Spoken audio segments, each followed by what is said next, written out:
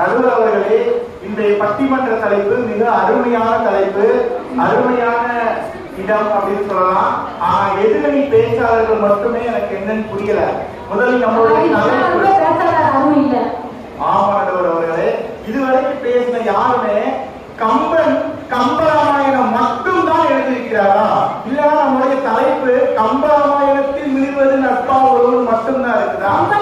கம்பராமாயணம் என்று பொருள் இருந்தாலும் நிறைவாக ஒரு காண்டம் உத்திரகாண்டம் எழுதியிருக்காரு. அதை தவிர்த்துட்டு இவர் எழுதுறது 6. அதனால கம்பர் எழுதின 6 காண்டத்தை மட்டும் இங்கே நம்ம எடுத்துக்கொள்ளலாம் தலைப்புக்காக. நல்லதுதான். அவங்க பேசின சக்திஸ்வரி அம்மா உண்மையிலேயே அருமையாக பேசினாங்க, பாடுறதுலயே 2 நிமிஷம் முடிஞ்சிருச்சு. இறுதியாக சொல்லிட்டு 10 பாயிண்ட் சொல்லி 10 நிமிஷம் பேசியிருக்காங்க. உண்மையிலே அருமையான பேச்சு.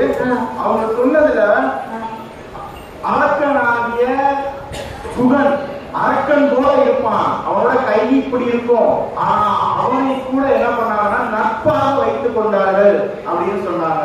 நாவலோடு நட்பாக வைத்துக் கொண்டார்கள் என்று. ஆனால் இறுதியில் என்ன சொல்வார்கள் என்றால், நாவலுடன் சேர்ந்து இவரும் நம் உடன் பிறந்தவர் என்றுதான் சொல்வார்கள். கண்டிப்பா நடுவர் அவர்களே, இப்பொழுது கிருஷ்ணகுமார் நானும் ஆரம்பத்தில் நட்பாக கிருஷ்ணகுமார் சார், அதுக்கப்புறம் கிருஷ்ணா, அதுக்கப்புறம் வாகா, இப்பொழுது மாப்பிள்ளை. உறவு வர வைப்பது என்பதால் உறவு தான் எப்பொழுதுமே நீடிக்கும் நடுவர் அவர்களே. அதனால் நாம் நட்பிலை மட்டுமே என்று சொல்ல முடியாதுல்ல. அதுபோல கம்பராமாயணத்தில் இலங்கைக்கு செல்வார்கள், அனுமன் செல்வார் சீதையை மீட்டெடுக்க வேண்டும் என்பதற்காக. அப்பொழுது அனுமனுடைய குறிக்கோள் நட்பு சேர வேண்டும் என்பதற்காக, ராமனும் சீதையும் சேர வேண்டும் என்பதற்காக. அப்படி என்றால் முழுக்க இந்த கம்பராமாயணம் தொகுத்திருப்பது 4 நட்பை சொல்லவில்லை, ஒரு 2 குடும்ப நட்பை சொல்லவில்லை, முழுமையாக ஒரு குடும்ப உறவை மட்டும்தான் மையமாக கம்பராமாயணத்தை கம்பர் நமக்கு வழங்கி இருக்கார் என்பதை இங்கு நான் பெருமையுடன் சொல்கிறேன் நண்பர்களே.